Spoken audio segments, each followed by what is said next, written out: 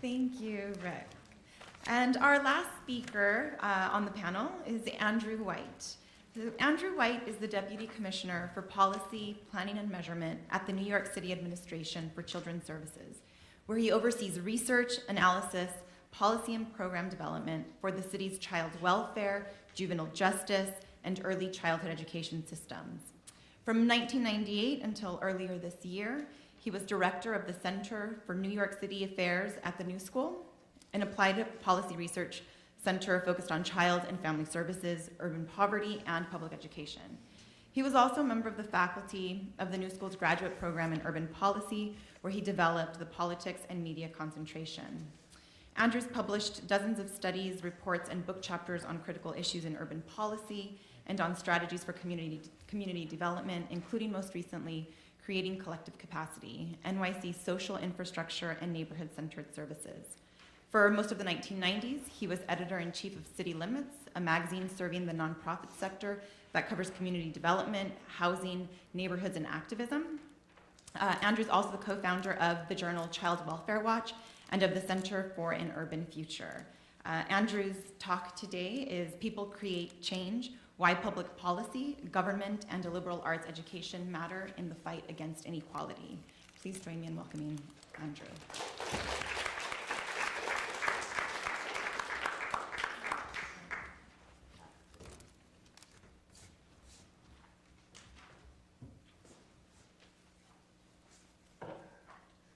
Thank you.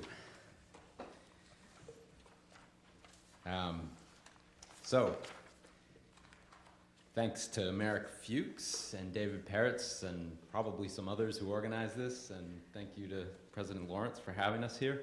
And thanks to all you for coming. I was thinking hard about what to talk about today and started out thinking, all right, I should talk about how understanding inequality is the question that's motivated me in my writing, in my work, in pretty much my teaching, just about everything for many, many years. So maybe I should come up here and talk about, looking at income and the wealth gap. Glad I didn't do that. Could have looked at another lecture I like to give where I used to teach was about educational inequality and its roots and origins in basically in poverty. We had a program at the New School that I set up called the Community Schools Partnership Lab, where the real agenda is to get students in the urban policy program to understand what it truly means to use education, use the schools themselves as a vehicle for addressing child poverty and family poverty in city neighborhoods. I think Professor Carter did a far better job of talking about that than I would have done. And I particularly like your quote, talent is being wasted, particularly in communities of color, because of our policies. Which gets us to this larger point, which is that policy does matter. For better and worse, Jacob Hacker has written very eloquently about how tax policy in the United States is not only perpetuating inequality, but actually accentuating inequality quite rapidly. Professor Fantasia just told us about how labor policy is doing the same thing. So I wanted to take a somewhat different tack. Really what I wanted to do today was flip it around and talk about how policy matters in a positive way. Truth is, I think that's much more true at a local level today than it is at the federal level, although we depend pretty heavily on federal dollars in New York City government, where I am now. The reality is, at the local level, we have a lot more capacity, a lot more ability to tackle problems and do something about them. We don't have to worry about Congress. So I'm going to tie a few threads together, and believe me, this will all come in a circle, I hope. So I confess, I really loved my East Coast liberal arts education. I went to Middlebury College 3 decades ago. I had a great time. I learned a lot. I didn't treat it like summer camp. It cost only about $9,000 a year back then. Sorry, folks. That seemed like a fortune at the time, but most of all, it shaped my intellect. And I studied history, and I studied languages, and I studied Eastern religion, and I had a notion that I wanted to be a writer, and I didn't have any clue what that meant at the time, but I thought that somehow writing would be a way to change the world. So what did I know? In a nutshell, my working life has taken me from a stint in advertising to pay for graduate school, to a career in journalism, to creating a think tank, to spending 15 years in urban policy research as a graduate school professor. And then finally, about 4 months ago, I joined city government. And so now I'm helping to manage a $2.5 billion agency that runs child protective services and foster care and family support and juvenile justice and subsidized child care. And almost all of the families that we're working with are Black and brown families that we've been talking about in some of the presentations already. My own kids think I was nuts to make the change. I didn't have any vacation this summer. But there really is a logical thread to it. First of all, it's government, and it comes with a pension, but just joking. Truth is, I'm an idealist, and I have a very deep pragmatic streak. So I've been working around passionate and idealistic and creative people my whole career. And most of my adult life, I've been writing or researching or teaching people about effective strategies to tackle poverty and for making the city a better place to live, a better place particularly for working class and low-income families. And guess what? City government right now, at least, is a place where I can not only work with those same kinds of people, but we can actually make some pretty big things happen with government funding. So we're shaping programs, and we're moving money, and we're training up the frontline social services workforce. We're looking at fundamentals. We're not trying to come up with these gorgeous graded initiatives that were such the trend under the Bloomberg administration. Don't get me wrong, Bloomberg did a lot of good stuff, but we're trying to make a difference at the tier of working class families in New York. So we're working on public policies and practices that impact the lives of hundreds of thousands of families, particularly low-income families. And I find that all pretty exciting. So in this talk, like I said, I want to pull together a few threads that may seem disconnected at first. And I promise they'll come back together. One thread is my own past. I started talking about that, but I'm sorry, I'm going to go a little further. I'm also going to talk a bit about New York City's transformation since the 1980s. And then the last thread is the intersection of government and activism and how together they reshape New York over those last 3 decades. My larger point is this: smart, energized, and passionate people, many of them with a liberal arts education, and others with little formal education at all, have worked together to transform New York City.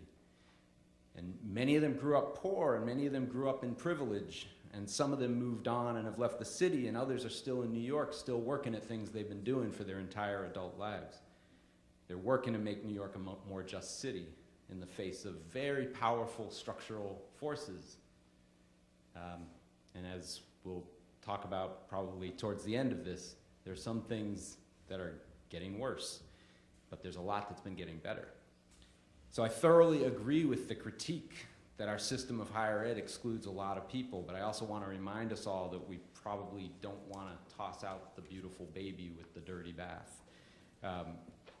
Exclusion and wealth is very real, but at the same time, the kind of illumination and the purpose of learning theory and philosophy so that you can think bigger thoughts about practice is hugely valuable. So why do I want to talk about myself? Because I grew up in suburban Boston, and the political theorist John Rawls was my neighbor. And when I was a kid, I had absolutely no idea that he was famous. I just knew he had this really cool daughter who played trumpet. For the most part, we are all products of the places where we were raised. My hometown was full of upper middle class Harvard liberals and working class Italian and Irish families, anti-Vietnam War activists, folks who thought Ronald Reagan was a fanatical reactionary who'd never possibly become president. I read a lot of stuff. I read a lot of Marx. I bet Rick did too. I listened to a lot of good music, and it shaped my head. with that in mind, looking back, I think there's a reason why I have a very Rawlsian sense of justice. He's pretty much my kind of liberal. And there's flaws with his theory of justice. We could talk about that for a long time, but I want to talk about a few quick points from Rawls and then get into New York City. In his theory of justice, he talked about what makes a just society. There's the liberty principle, where each person in society is entitled to civil and political rights. Those are the traditional liberal civil rights. And there's a lot of other rights that matter, but those are key. The fair opportunity principle. Each person in society is entitled to equality of opportunity.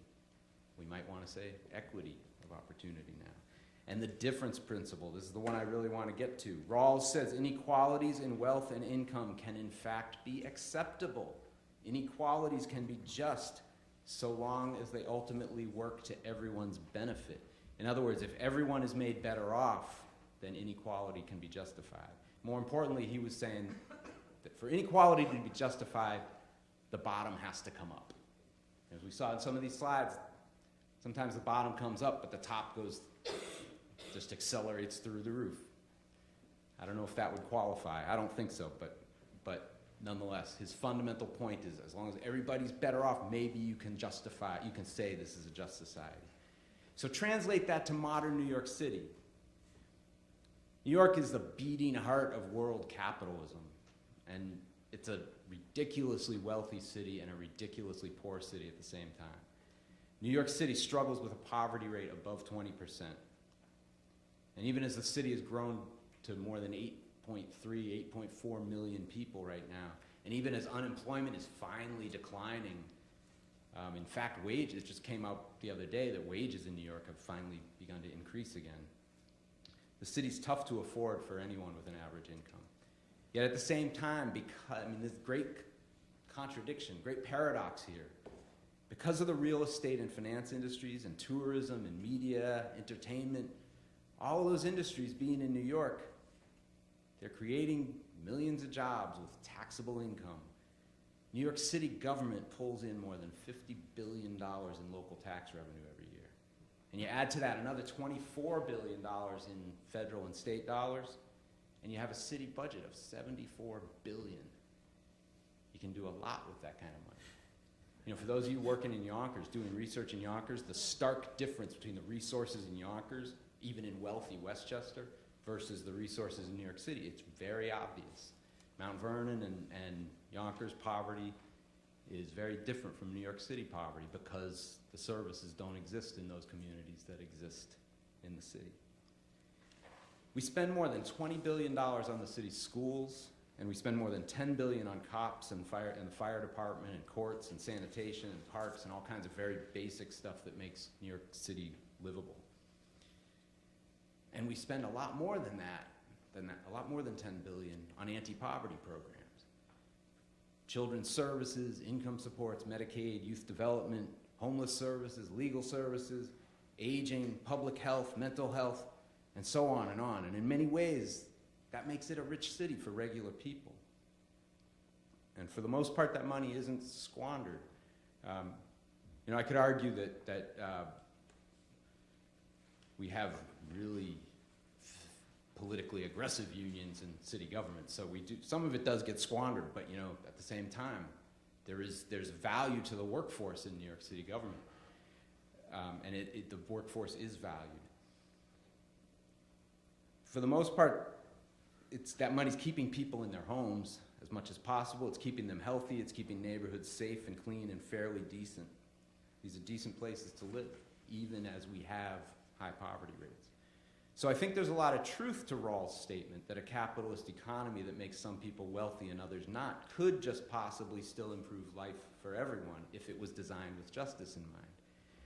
I'm not saying New York City is all that great. It's not perfect, but New York, like some other cities in Canada and Europe, give me an inkling of what might be possible. Like if we can capture that wealth for the benefit of all, you can really begin to move towards a just city. Which brings me to the next thread, which is starting with some political economy. In the post-war years, US government invested boatloads of money in the suburbs, in developing the suburbs of the United States. It built interstate highways. It provided federal housing administration loans to people, to white people, to buy suburban homes. It gave massive subsidies to the defense and technology industries, which ringed several American cities and provided jobs to veterans, especially white veterans.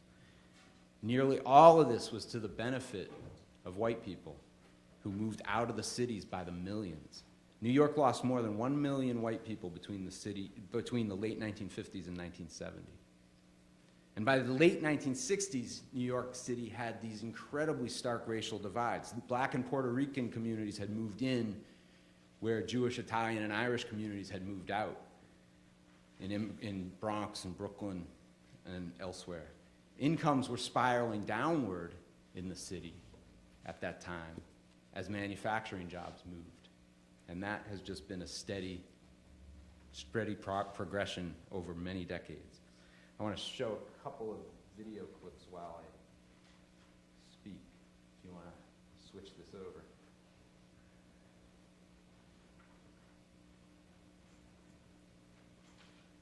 So this is just to give you a glimpse of what New York was like when I moved here a few decades ago. All right, whatever. Can you see that? Barely. As population declined and as incomes shrank, New York City lost hundreds of thousands of apartments to abandonment and arson. Again, this was around 1970, this took off at a really fast pace. You probably can't see it. Just turn the light. I'll wait till you. So these are interesting clips. Okay, he's got it. This is really just video from YouTube, but it's a whole collection of footage from the 70s of the Bronx. And then I'll show you some photos from Harlem from the 80s. New York City lost hundreds of thousands of apartments to abandonment and arson between 1970 and the early 80s. 31,000 homes and apartments per year were lost, like these abandoned buildings. The mid to late 1970s were a period of abandonment, arson, bulldozers. Some city officials even called for planned shrinkage, which was an effort to radically reduce services in the South Bronx and encourage people to move out, really to clear out of entire areas. So many landlords had stopped paying property taxes that when Ed Koch became mayor, he started taking their buildings away, partly to stop the decline, but also to force people to start paying their taxes, foreclosing on the property. That made the city a landlord to many of the poorest people in New York City. So by the 1980s, the city owned hundreds of thousands of apartments and small houses. In fact, the city owned more than half the rental stock in Harlem by about 1985, and entire swaths of the South Bronx, Central Brooklyn, East New York, Rockaways, Coney Island. I moved here in 1985 and started working on reporting in neighborhoods like the South Bronx, and it really did look a lot like this in the late 80s. By the 1980s, by the late 80s, the city-owned housing stock cost the city a fortune to run, more than $200 million a year, which was a lot of money then. That would probably be double that by now. It was home to many hundreds of thousands of New Yorkers. It was mostly dilapidated. It was really in desperate need of repair. Used to go into some of these buildings to do stories, and it was kind of like the small photo that Professor Carter showed. No railings on the stairs, just the very bare minimum. Sometimes the heat worked, sometimes it didn't. Some of it was crack houses, some of it was squats. Much of it was tenements occupied by families.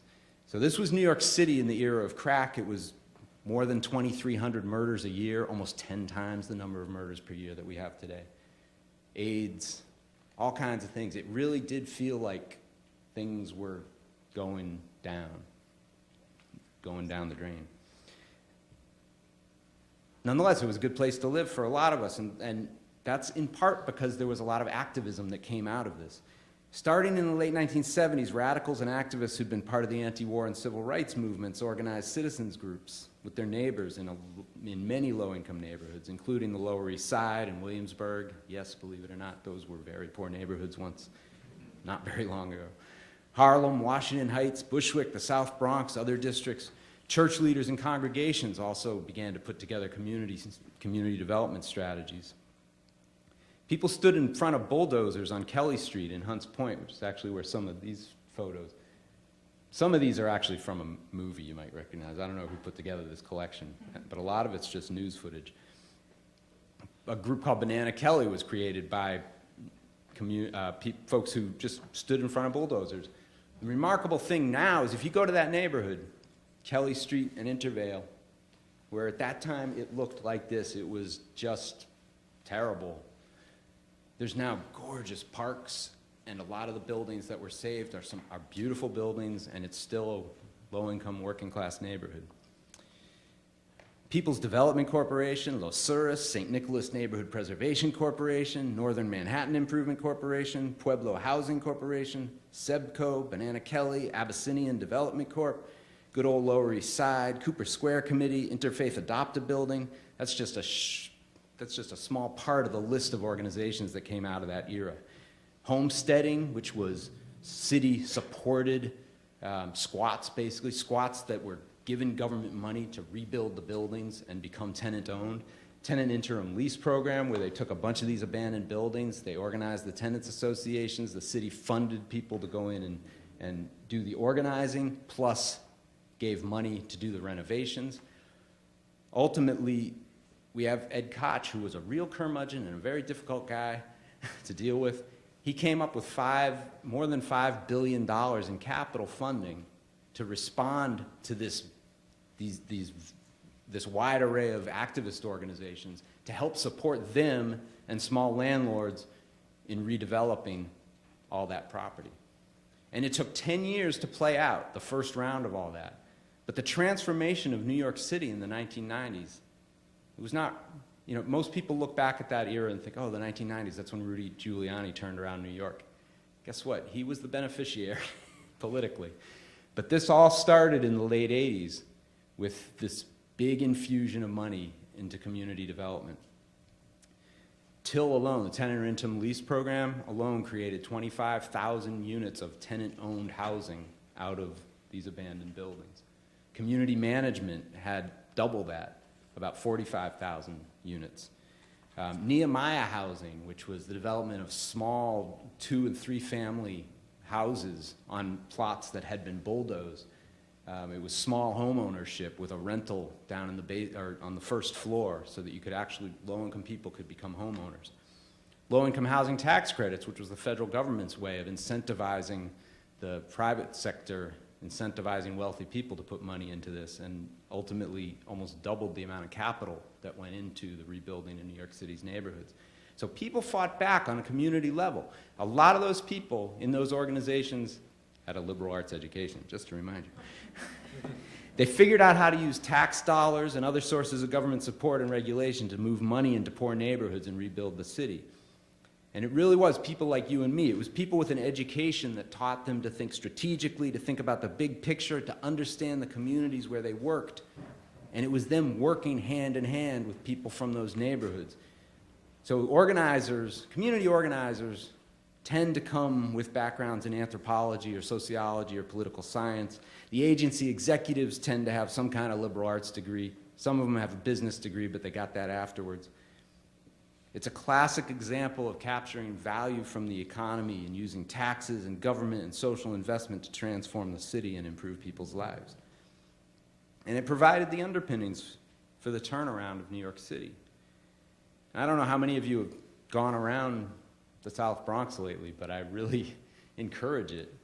It's kind of stunning to me every time I go there to see how almost unrecognizable it is from what we knew in the 80s and early 90s. So New York, there's been a massive immigration. Starting in the early 1990s, along with the investment, came a really sharp decline in crime. Decline in crack had a lot to do with that as well. All of this is intertwined. There's massive migration of immigrants from the Caribbean, from Latin America, Asia, from the entire world, really, including entrepreneurs. Ironically, that's a big part of what made New York safe and comfortable again. So there's this downside of communities becoming so safe that then you get the development like what's happened in Williamsburg and the Lower East Side. There's sort of this conundrum of how do you do rebuilding neighborhoods without having it then tip so far and start driving people out. Nonetheless, many tens of thousands of apartments remain in all of these neighborhoods that are long-term affordable housing from that era. And nearly 1 million city apartments are still rent regulated, making it possible for people to remain in their homes. Some economists will argue with some validity that as a result, there's not a lot of vacancies, and those of us who have to move end up subsidizing folks who don't move. But nonetheless, public policy matters. It has kept people in their homes. The city's much safer, housing's in much better condition, parks are beautiful, there's less crime, there's less extreme drug use, a lot less violence. So let's look at it quickly through a different lens. That was about how poverty mattered over the last 30 years. Now let's talk about it today. Poverty. Today, more than 1.6 million New Yorkers live in households with incomes below the federal poverty line. I'll get rid of this.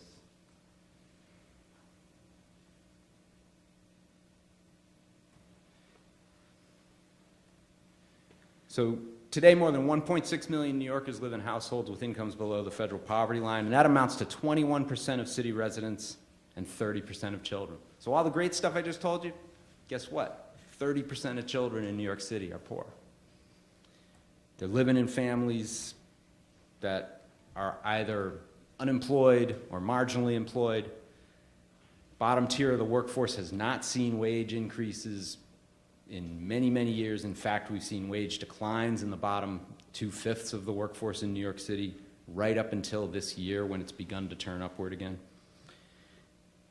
More than 50,000 people are living in homeless shelters. In the old days, public assistance was the main program for shifting income to poor people. In 1995, nearly 1.2 million New York City residents received cash public assistance.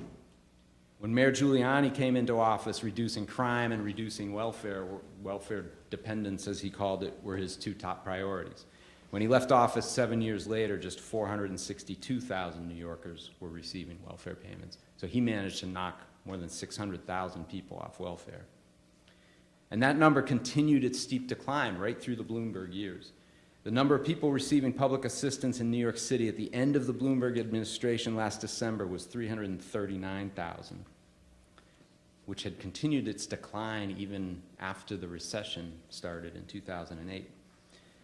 So public assistance is only a small part of the anti-poverty story today, but when you calculate the impact of other subsidies and supports, you find out some really interesting facts.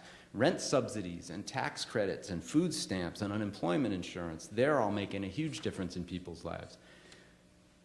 When the recession hit in 2008, child and family poverty overall rose from 20% of city residents in 2008 to 23% of city residents in 2010. But it would have gone much, much higher if not for unemployment insurance and if not for food stamps in particular.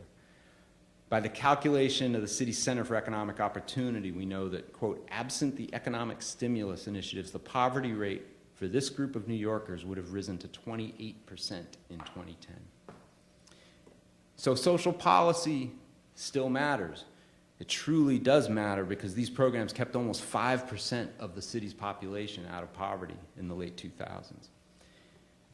In fact, today, food stamps and the Earned Income Tax Credit are by far the biggest tools for redistributing wealth downwards in New York today.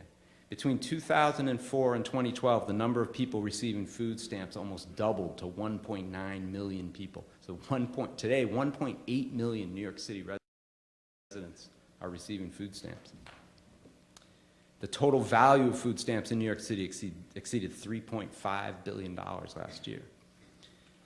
As for EITC, the Earned Income Tax Credit, city residents received more than $2.1 billion in federal EITC payments last year. And then there's an additional state Earned Income Tax Credit and a city Earned Income Tax Credit. All of this stuff, what's so different about the old days? In the old days, public assistance, most people on public assistance were working.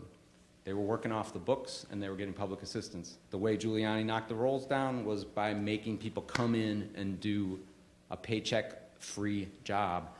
You didn't get a paycheck, but you had to do a job to get your welfare payment. So therefore, you had to make your choice.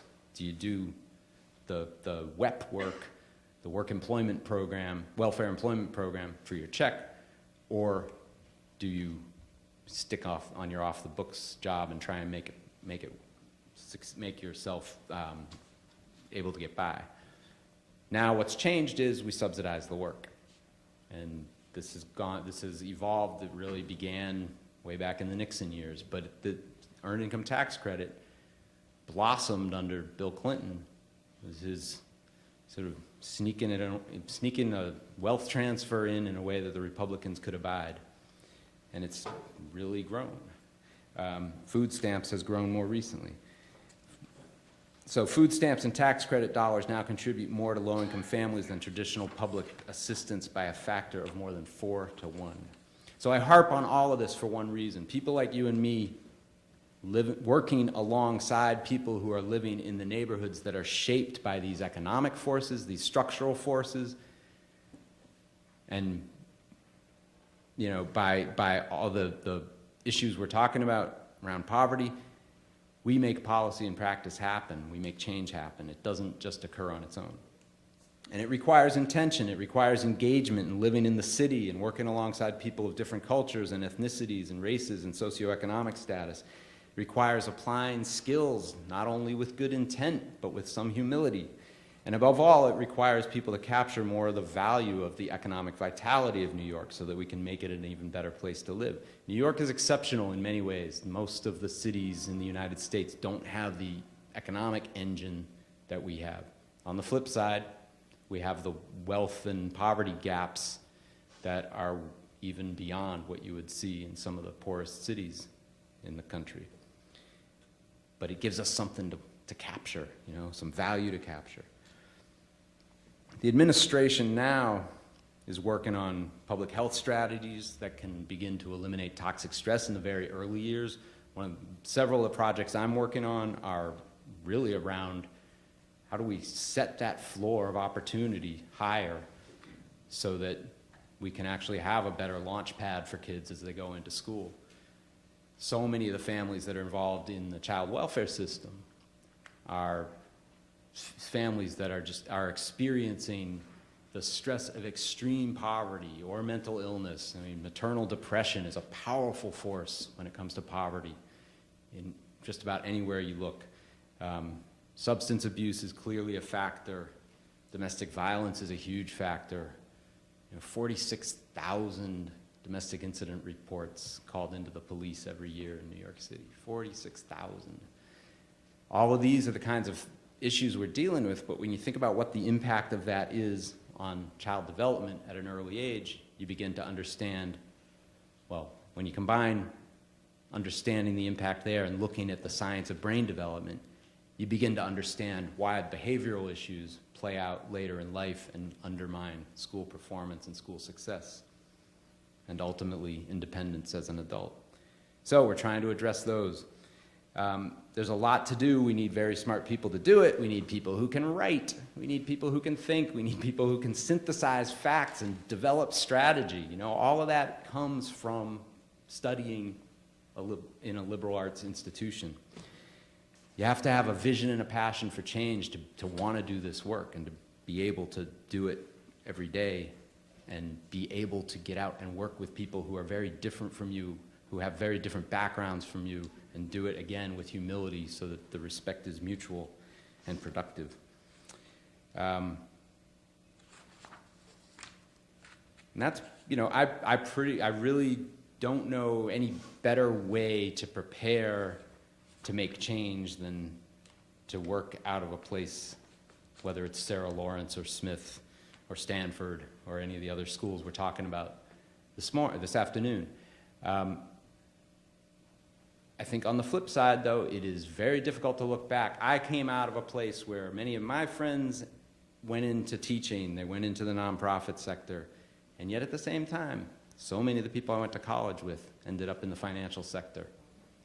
How we address motivating people to apply themselves in a different way, I think ultimately it comes down to incentives. And I wasn't thinking a whole lot about the dollar figures, the salary when I came out of college, and frankly, I still don't. But obviously, the incentive to make a killing is really strong, and when it return us to my initial thought, which is that policy matters because it also creates those incentives to sort of drive the direction in people's careers. I think maybe I was lucky because I came out of graduate school into a recession, and I just had no choice but to go into the nonprofit sector.